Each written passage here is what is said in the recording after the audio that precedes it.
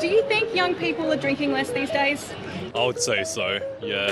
We do have lots of talks in school about this sort of stuff. We're more educated on the dangers towards it. There's so much stuff that I'm being told, don't drink, it's poison, it's basically a drug.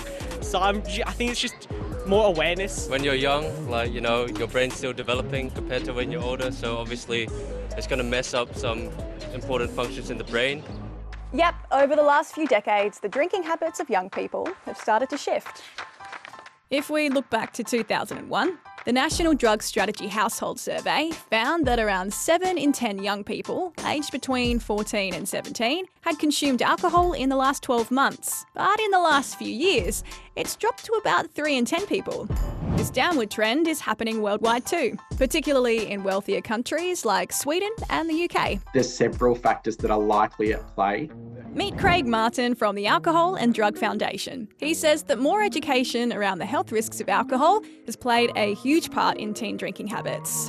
People are kind of seeing their parents and maybe their grandparents who have consumed alcohol and kind of just thinking, look, it's not good for your health. And we know it leads to issues in the short term like violence and accidents, as well as long-term health effects. Like we know that alcohol is a carcinogen, so it can cause cancer. We know that if someone does start drinking under the age of 18, they are more likely to develop alcohol dependence or become an alcoholic. They are also more likely to experience other health and mental health issues.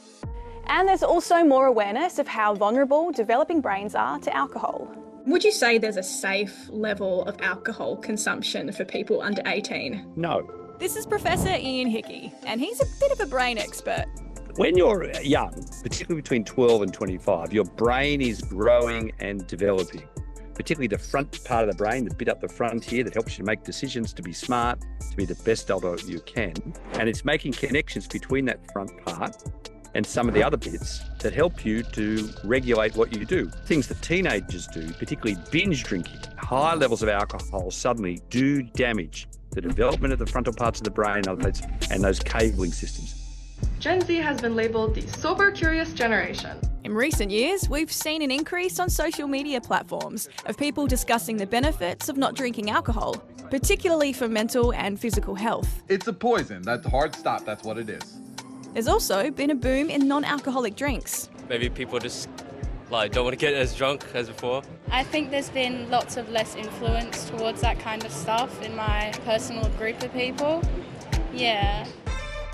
But young people say while things are changing, lots of aspects of Australian culture relate to alcohol, and it's hard to ignore its influence. It's pretty prominent in sporting and stuff. Well, I mostly see it at stores and parties, and obviously in TV shows as well. It always is at Barbies, everything. It's just, there's always alcohol around. It's never going to be going away anytime soon. A lot of people talk about alcohol culture in Australia and that it's almost a rite of passage, and that it's just a thing to do that Aussies do is that they drink. And so there has been a cultural shift amongst young people who we have seen starting to, I suppose, question the rite of passage of drinking alcohol and choosing not to.